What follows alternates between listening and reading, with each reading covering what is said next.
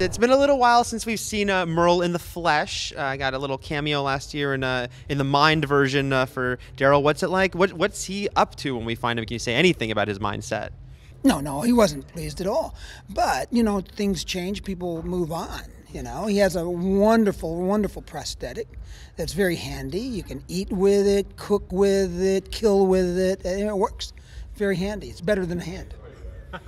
And what's, Robert, obviously this is a character, Merle, that was not in the comics. Is this fun for you to have this guy and throw him into the mix of these other characters? Yeah, Daryl and Merle, some of the other new characters that aren't in the comic, that's some of the stuff that really excites me because it's stuff that I haven't been doing before. Mm-hmm. So, when I get in to write those episodes, when I get to, do Merle scenes and stuff like that, it's really exciting for me to, discover new characters and do something I've never really done before, despite the fact that I've been working on The Walking Dead for almost a decade. Right. And it sounds like Merle, is in the group with the governor. Is Merle doesn't seem a guy who loves to take orders, but has he found maybe a little more peace or a place where he seems like he fits in? Merle still doesn't like to take orders, So I think that's a given, and but you know what? It's a little give and take. Mm-hmm. I'm loyal, to people who are kind to me, and they give me a hand up, so to speak. I'll not stab them with my prosthetic. Robert, you and I have talked about this before, but it's interesting because while you worked last season with Norman on the one episode, we haven't really seen these two brothers actually interact. Was it fun for you to be like, okay, this is what it is actually like for the Dixon brothers to get together this year?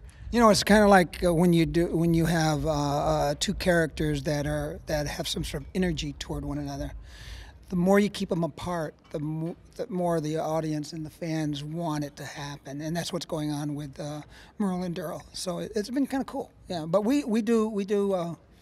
Obviously we're gonna see each other in season 3 at some time, maybe. I mean, maybe fleeting moments. Who knows?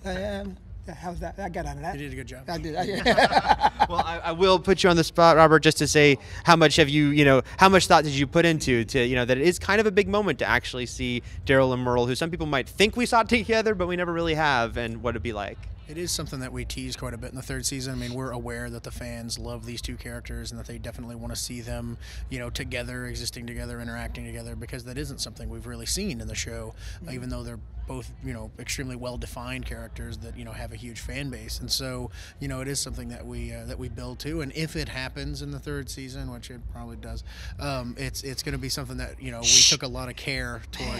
Hey, buddy, don't shush me. A lot of work went into making it, awesome. And I think that we've pulled it off. Here I am. I do my answer, and I do it really well. And here you go, telling. That's how it works, man. I tell you not to do it, and then I do it. It saves the best stuff for me. Come on, man. He gets in trouble, not me. I love it. Okay. I don't get in trouble, my friend. That's right. He's the boss. Right on. In your previous scenes, I realized you didn't really get to take on any zombies. Might that get to change this season? I never even realized. I'm. It's always Merle and Daryl are both big zombie lovers, and we enjoy getting close and personal with them. So hopefully in season 3, I'll have a little more fun with that kind of stuff. You're telling me to kill a lot of zombies. Fuck yeah! I mean, of course I do.